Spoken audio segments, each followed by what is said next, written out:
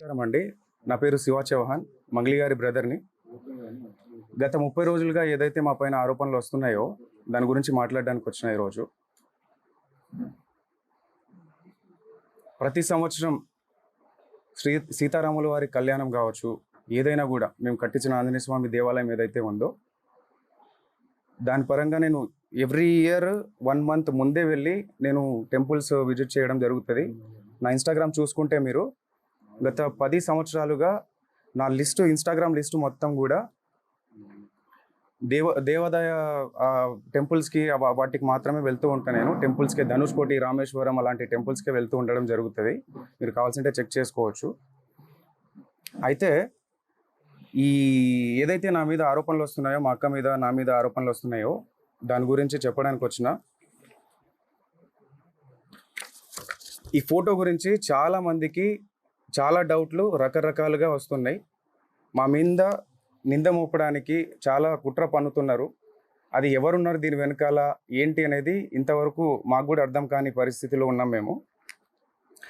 ఇది కలిసింది ఒక ఎమ్మెల్యే ప్రోగ్రాంలో భాగంగా మమ్మల్ని ఇన్వైట్ చేసిన తర్వాత, ఆ ప్రోగ్రామ్‌ని అటెండ్ అయిన తర్వాత ఎవరైతే ఈ మధు వచ్చిండో దానికి సంబంధించిన ఫోటో ఇది వచ్చి తీసుకెళ్లడం జరిగింది. దీనికి ముందు మా సిస్టర్ ఎవరైతే మంగ్లీ గారు ఉన్నారో, ఆమె పరిచయం ఎలా స్టార్ట్ అయిందో చెప్తా ఈరోజు.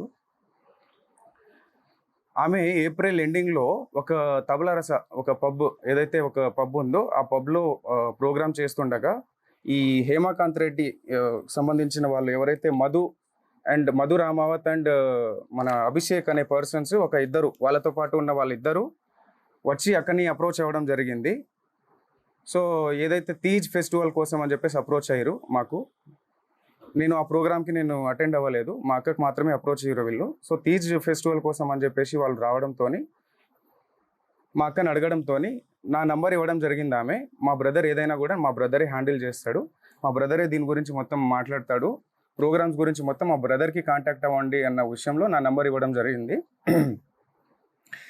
నెక్స్ట్ 1-2 డేస్ తర్వాత కాల్ చేసి, అన్న ఇది పరిస్థితి, అక్క దగ్గర నంబర్ తీసుకున్నాం అని చెప్పేసి వీళ్ళు నన్ను కాల్ చేసి ఇట్లా అడిగారు. తీజ్ ఫెస్టివల్ ఉందన్న, మంత్స్ ఉంది కదా, దానికి ఇంకా టైం ఉంది. ఆ టైం తర్వాత అప్పుడు చూద్దాంలేండి, కొన్ని ఇంపార్టెంట్ కాల్స్ వస్తుంటాయి, మీటింగ్స్ ఉంటాయి, సో వాటికి వెళ్ళాల్సి వస్తుందని చెప్పేసి నేను చెప్పడం జరిగింది. సో దాని తర్వాత ఈ ప్రోగ్రామ్ రావడంతోని, ఆ ఎమ్మెల్యే ప్రోగ్రామ్ అయిపోయిన తర్వాత, అన్న ఈ ఎమ్మెల్యే ప్రోగ్రాము మా ఈవెంట్ మా విలేజ్ పక్కనే ఉంటుంది.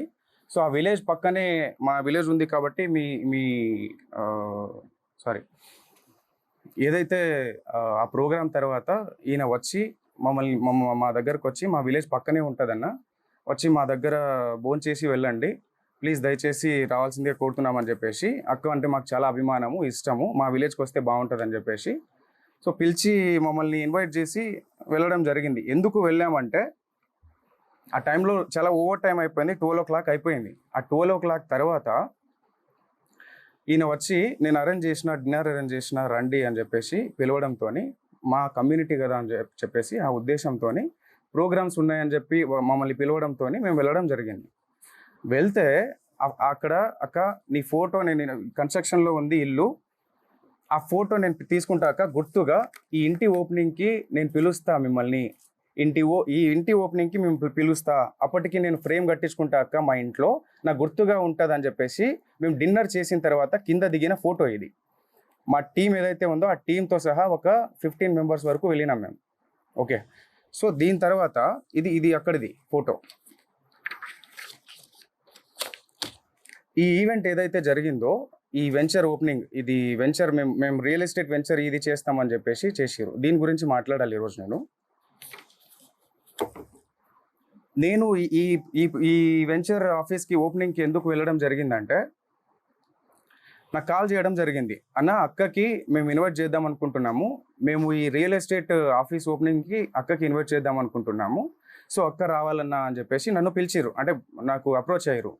లేదన్నా ఈ వెంచర్ ఓపెన్లకి అక్క రాదు, ఎక్కడ కూడా మీరు చూసిండొచ్చు, ఎక్కడ కూడా అక్క ఈ వెంచర్ ఓపెనింగ్లకి దీనికి వెళ్ళదు అని చెప్పేసి అంటే, లేదన్నా కంపల్సరీ రావాలి, ఎట్లన్నా రావాలన్నా అంటే, లేదు అని చెప్పేసి అక్కను కూడా అప్రోచ్ అయ్యారు. అక్క మీరు కంపల్సరీ రావాలక్క దీనికి అని చెప్పేసి. సో అక్క నేను ఇలాంటి వాటికి రాండ్రా, ఏమన్నా ఉన్నా కూడా సరేలే తర్వాత మాట్లాడదాంలే అని చెప్పేసి లైట్ తీసుకుంది.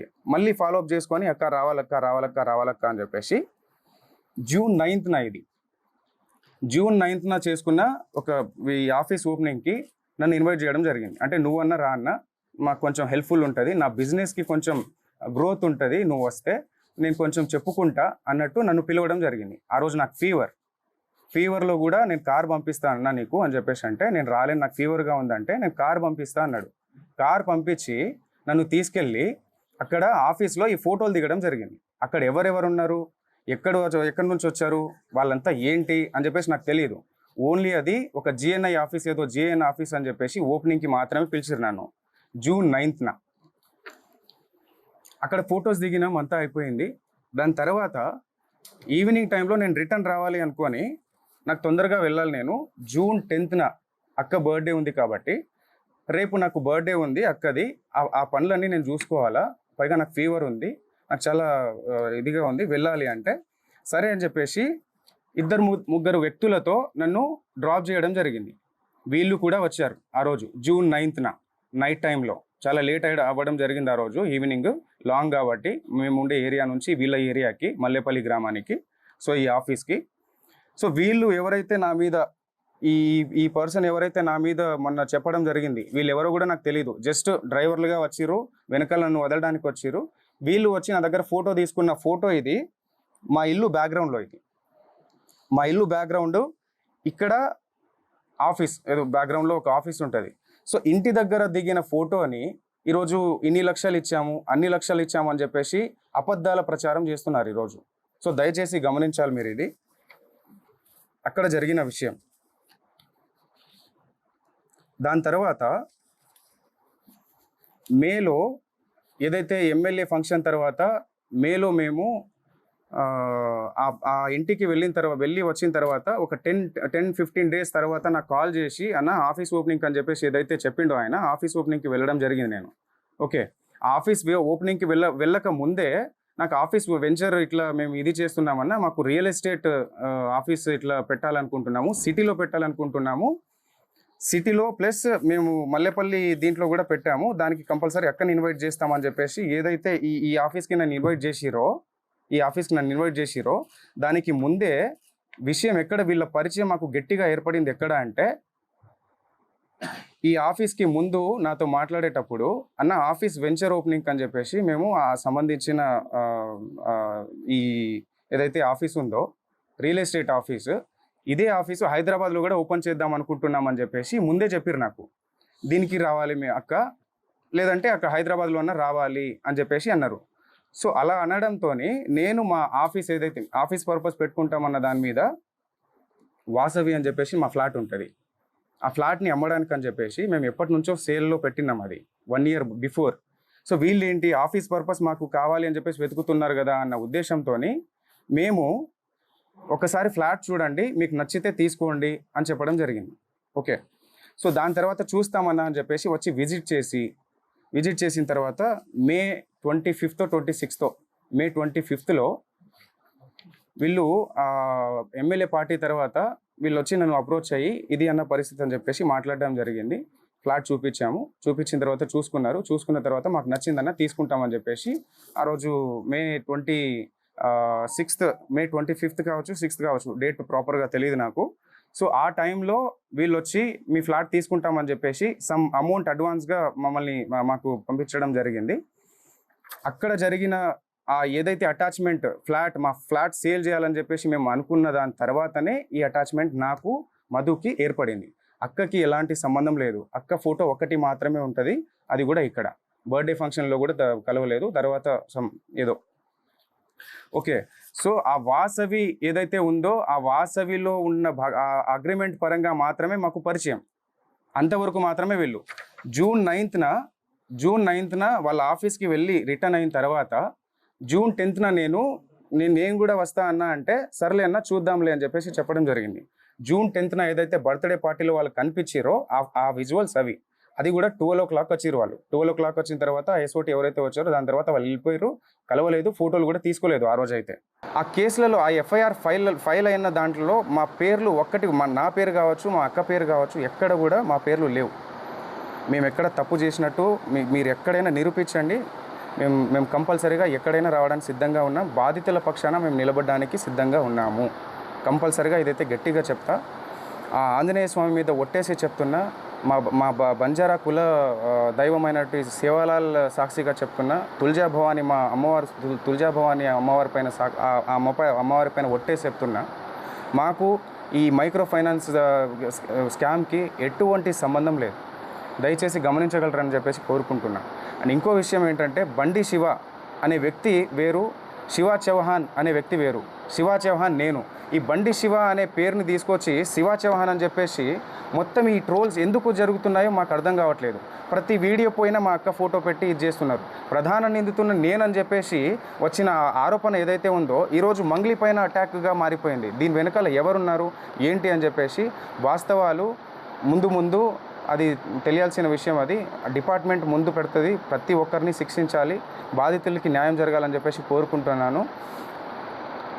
14 ఏళ్ళుగా ఒక్కొక్క మెట్టు ధర్మంగా, ఒక్కొక్క మెట్టు ప్రతి పాట ఒక శక్తిలాగా వచ్చే ఒక పాటని ఆమె ముందుకు తీసుకొస్తూ జనాల్ని అంత ఇదిగా తీసుకొస్తూ అంత ధర్మంగా ప్రతిదీ అంత ముందుకు తీసుకొస్తున్నప్పుడు అలాంటి ఒక్కొక్క మెట్టు పవిత్రంగా ఎక్కిన మెట్టుని బదనం చేయడానికి వీళ్ళు ప్రయత్నిస్తున్నారంటే ఎందుకు ఆరోగ్యంగా మాట్లాడదండి? నా ఏ తప్పు లేదు, నా తప్పు లేదని చెప్పేసి ఎందుకు చెప్పకుండా ఉంటుంది ఆమె? సైలెంట్గా ఎందుకు ఉండాలి? మీరు అడిగిన ఏదైతే అవి డబ్బులు ఏవైతే అడిగారో అని చెప్పేసి నాకు ఇట్లా అని చెప్పేసి ఎందుకు మేము ఏదైనా లీగల్గా వెళ్తున్నాం. ఇంతవరకు రాకుండా ఉండడానికి కారణం కూడా అదే. ఈరోజు మమ్మల్ని బదనం చేయాలన్న ఆ ఉద్దేశంతోనే మీరు ఇంత కుట్ర పన్నుతున్నారే, మీ వెనకాల ఎవరున్నారు? అవన్నీ జరగాల్సిన రీతిలో జరుగుతుంది. ఇవన్నీ మొత్తం క్లీన్ చీట్ వచ్చిన తర్వాత డిపార్ట్మెంట్ పరంగా మేము ఎలా లీగల్గా ఎవరి మీద చర్యలు తీసుకోవాలనేది కూడా తప్పకుండా తీసుకుంటాం. దీంట్లో ఎవరిని వదిలేదైతే లేదు. సో ఇది. అండ్ మీరు ఏదైనా క్వశ్చన్ వేయాలనుకుంటే కూడా వేయచ్చు, తప్పకుండా నేను సమాధానం ఇస్తారు. ఇది ముందు సో వీళ్ళు మమ్మల్ని ఏప్రిల్లో ఒక పబ్లో అక్కని కలిసి నా నంబర్ తీసుకొని ఇట్లా ప్రోగ్రామ్ ఉంది అన్న, ఇట్లా రావాలి, అక్క రావాలి, ఇట్లా ఉంది, మా దగ్గర డబ్బులు చాలా ఉన్నాయి, సో మేము ఎంతైనా ఇస్తాము, అక్క మాత్రం కంపల్సరీ రావాలన్న ఉద్దేశంతో పిలిచారు. సరే చూద్దామన్న అన్న ఉద్దేశంతో చెప్పినాను. తర్వాత వెంటనే ఒక 1 మంత్ తర్వాత ఈ మన ఎమ్మెల్యే ప్రోగ్రామ్ జరిగింది. ఆ ఎమ్మెల్యే ప్రోగ్రాంలో వీళ్ళు అన్న పక్కనే ఉంది మా విలేజ్, అక్కడ మిర్యాలగూడ నుంచి పక్కనే మాకు, సో మీరు రావాల్సిందే అన్న కంపల్సరీగా, డిన్నర్ అరేంజ్ చేసిన నేను, అక్కని తీసుకురా అన్న అది ఇది అని చెప్పేసి వాళ్ళు రిక్వెస్ట్ చేసి, దాని తర్వాత కూడా అక్కతో అక్క ప్లీజ్ అక్క ఒక్కసారి రాక, నాకు కొంచెం హెల్ప్ఫుల్గా ఉంటుంది అక్క, నువ్వు వస్తే నాకు బిజినెస్ కొంచెం నాకు రన్ అవుతుంది అక్క అన్న ఉద్దేశంతోనే పిలిచిరు. సో సర్లే అని చెప్పేసి ఎలాగో ప్రోగ్రామ్ వీళ్ళు ఇస్తారు కదా అన్న ఉద్దేశంతో మేము దారిలోనే వెళ్తాం.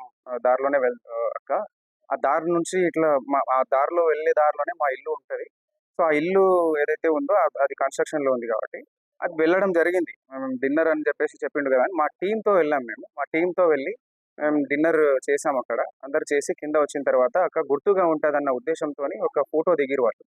తర్వాత మేము కలిసిండేది ఇట్లా ఆఫీస్ పర్పస్ అని చెప్పేసి ఓపెనింగ్ చేసుకోవాలని చెప్పేసి, ఇక్కడ హైదరాబాద్లో కూడా ఒక ఆఫీస్ కావాలి మాకు అని చెప్పేసి చెప్పడంతో, సరే ఫ్లాట్ ఉంది మీరు చూడండి ఒకసారి, మీకు నచ్చితే తీసుకోండి అని చెప్పడం జరిగింది. నేను చూసిరు వాళ్ళు, చూసిన తర్వాత నచ్చిందని చెప్పేసి అగ్రిమెంట్ చేసుకున్నాము, అంతా ఓకే, అంతవరకు ట్రాన్స్ఫర్ చేసిరు. దాని తర్వాత అది అప్పటి నుంచి ఏర్పడిన పరిచయం ఇది. ఆ ఉద్దేశంతోనే నేను కూడా వాళ్ళ ఆఫీస్కి వెళ్ళడం జరిగింది. అక్కని పిలిస్తే లేదు అని చెప్పేసి నేను వెళ్ళడం జరిగింది. నేను రాలేను, కావాలంటే తమ్ముని తీసుకెళ్ళాలంటే నేను వెళ్ళిన. సో వెళ్ళిన తర్వాత ఈ ఆఫీస్లో ఎవరెవరైతే ఉన్నారో మనకు తెలియని వాళ్ళంతా, సో మధు అనేటోడు పిలిచిండు కాబట్టి అక్కడ వరకు నేను నార్మల్గా వెళ్ళి ఫోటో దిగేసి వచ్చేసిన. ఆయనే కారు పంపించిండు, ఆయన రిటర్న్ నన్ను డ్రాప్ చేసిండు. నాతో పాటు ఇద్దరు వచ్చిర్రు, ఏవైతే నా మీద ఆరోపణలు చేస్తున్నారో, ఇట్లా డబ్బులు ఇచ్చిన, సమ్ అమౌంట్ ఇచ్చిన, క్యాష్ ఇచ్చిన అని చెప్పేసి, అవన్నీ అవాస్తవాలు. ఏమైనా ఉంటే బయట పెట్టండి, తప్పకుండా నేను దానికి ఎక్స్ప్లెనేషన్ ఇస్తాను. డిపార్ట్మెంట్ ఉంది, చట్టాలు ఉన్నాయి, తప్పకుండా దానికి ఒక ప్రాసెస్ అనేది ఉంటుంది. ఆ ప్రాసెస్లో అనేది వెళ్దామని చెప్పేసి మేము లీగల్గా వెళ్ళాలని ఇంతవరకు ముందుకు రాలేదు. సో దయచేసి మీరు గమనించగలరని చెప్పేసి అనుకుంటున్నాను. దాని తర్వాత ఏదైతే ఫ్లాట్ సేల్కి అని చెప్పేసి వచ్చిన తర్వాత జస్ట్ 2-3 మంత్స్ మాత్రమే వీళ్ళు మన దగ్గర ఉండడం జరిగింది. ఆ 2-3 మంత్స్లో కావాల్సిన ఆ ప్రూఫ్స్ అన్నీ మన దగ్గర ఉన్నాయి.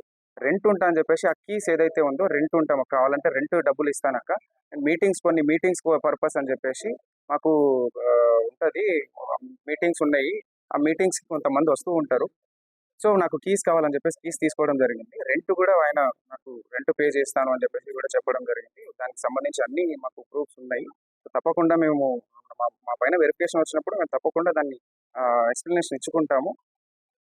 సో, ఇంకో విషయం ఏంటంటే వీళ్ళు ఎవరైతే ఉన్నారో హేమాకాంత్ రెడ్డి వాళ్ళు ఎవరైతే నా ప్రమేయం లేకుండా మా మా ఊరికొచ్చి నన్ను తీసుకెళ్ళి అదంతా ఫ్యాక్టరీ కావచ్చు, ఆ టెంపుల్‌కి నేను వెళ్ళే టెంపుల్ దారిలో నేను వెళ్తున్నా కదా! ఎలాగో మేము తీసుకెళ్తామని చెప్పేసి ఫ్యాక్టరీ కోసం వచ్చి ఫ్యాక్టరీని చూపించి, ఈ నేను టెంపుల్ చూసేసినాము. దాని తర్వాత మైనింగ్ ఏదైతే ఉందో ఆ బేతంచెర్లలో మైనింగ్ కూడా చూపించిర్రు వీళ్ళు.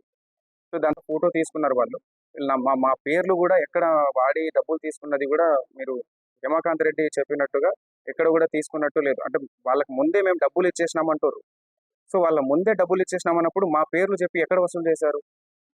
ఇవన్నీ అవాస్తవాలు. మా మీద ఏదో కుట్ర జరుగుతుంది. చాలా పెద్ద మొత్తంలో కుట్ర జరుగుతుంది. మా మా మొత్తం ఏదైతే ఉందో ఈ కుట్ర వెనకాల ఇది వాస్తవాలన్నీ బయట పెట్టాలని చెప్పేసి పోలీస్ శాఖ కోరుతున్నాను. అలాగే ఇది న్యాయం జరగాలి. మేము కూడా ఇందులో బాధితుల కంటే మేము కూడా ఒక బాధితులమే. మేము మేము వాళ్ళు డబ్బులు నష్టపోయారు. మేము పరువు నష్టపోయినాం. ఇది ఎప్పటినుంచో ఒక 14 సంవత్సరాల నుంచి ఒక్కొక్క మెట్టు వచ్చి ఎంతో కష్టపడి తీసుకొచ్చిన పేరు ఇది. ఆ పేరుని బదనం చేయాలని చెప్పేసి ఈరోజు ఆరోగెంట్‌గా మాట్లాడుకుంటే తప్పు చేయనప్పుడు ధర్మంగా నీతి నిజాయితీగా ఉన్నప్పుడు ఎందుకు ఆరోగెంట్‌గా మాట్లాడదు? నా తప్పు ఏది లేదండి అని చెప్పినా కూడా ఆయన సుబ్బారావు అడ్వకేట్ అనే వ్యక్తి ఇలాగా ముందుకెళ్ళి మీడియాలో ప్రచారం చేయడం ఎంతవరకు కరెక్ట్? ఇది ఎంతవరకు కరెక్ట్? ఆమె బదనం చేస్తున్నప్పుడే గదా! ఇదంతా ఆమె చెయ్యకండి, ఇదంతా తప్పు, ఇది కావాలంటే వెరిఫికేషన్ చేసుకోండి. మీరు పోలీస్ శాఖలున్నాయి, చట్టం ఉంది. మీరు అడ్వకేటే గదా! మీరు వెళ్లి విచారించుకోండి. విచారించుకున్న తర్వాత మీరు మీడియాలకెళ్ళండి అని చెప్పినా గూడా, లేదు అది నువ్వు ఫోటోలున్నాయి, మీ తమ్ముడున్నాడిక్కడ అని జెప్పేసి చెప్పడం ఎంతవరకు కరెక్ట్? పోలీస్ శాఖ మొత్తం డిపార్ట్‌మెంట్ కావచ్చు, ఇంకోరు విచారణ చేయకముందే ఇన్ని ఆరోపణలు మా పైన కుట్ర పన్నినట్టు కాదా ఇదంతా? ఇదంతా మా వెనకాల కుట్ర చేస్తున్నట్టు కాదా? మీకు అనిపించట్లేదు. ఒక్కసారి ఆలోచించాల్సిందిగా కోరుతున్నాం. అవన్నీ అవాస్తవాలు. ఏవైనా గూడా ముందు పెట్టమని చెప్పండి. కేవలం ఫోటోలు చూపించి ఒక సెలబ్రిటీ స్థాయిలో ఉన్న వాళ్ళు చాలా మందితో దిగుతారు. కూడా వందల మందితోని దిగుతారు. ఆ ఫోటోలు తీసుకొచ్చి ఇవి చేయడం ఎంతవరకు కరెక్ట్? ఒక్క ఆధారం గూడా ఈ 100 ఎఫ్ఐఆర్‌లు అయిన దాంట్లో ఒక్క పేరు గూడా మా పేరు లేదు. ఒక్క కేస్‌లో గూడా మా పేరు లేదు. ఈరోజు సుబ్బారావు అడ్వకేట్ అనే వ్యక్తి ఏ కేసు లేకుండా, ఏ ఆధారాలు లేకుండా కేవలం ఆరోగెంట్‌గా మాట్లాడింది. కేవలం నన్ను ఇబ్బంది పెట్టింది. నన్ను ఇట్లా మాట్లాడింది. ఆమె ఇలా మాట్లాడింది. ఆమె వ్యక్తిత్వం కరెక్ట్ కాదు అని చెప్పడానికి ఆయన ఎవరు? ఆయన ఏదైనా లీగల్‌గా వెళ్ళాలి గానీ, ఒక అడ్వకేట్ లీగల్‌గా వెళ్ళాలి. చట్టం ద్వారా వెళ్ళాలి. ఏదైనా కోర్టులున్నాయి. పోలీస్ శాఖలున్నాయి. వ్యవస్థలున్నాయి. ఎందుకు ఇవన్నీ? ఇవన్నీ ఈ ఈ ఈ ప్రాసెస్‌లో మీడియాలో ఇప్పటికి స్టిల్ ఈ రోజు కూడా ఆయన వెళ్లి మీడియాలో ప్రచారం చేయడం జరుగుతుంది. సో, ఇవన్నీ మా మీద కుట్ర జరుగుతున్న ప్రాసెస్ అది. సో, ఇది జనాలు గుర్తించాల్సిందిగా కోరుతున్నాను. దయచేసి మీడియా మిత్రులకు కూడా నేను చెప్పడం ఒకటే. అందరికీ మీరు మీరే వాస్తవాలు మీరే బయట పెట్టాలి. సో, ఇది కంపల్సరీగా ఇది అయిపోయిన తర్వాత క్లీన్ చిట్ వచ్చిన తర్వాత మా మా తప్పు ఏది లేదు అని చెప్పేసి తెలిసిన తర్వాత దీని మీద తప్పకుండా యాక్షన్ తీసుకుంటాం. ఎవరెవరైతే మా పేరుని నష్టం కలిగించిర్రో తప్పకుండా మేము దానిపైన చర్యలు తీసుకుంటాం.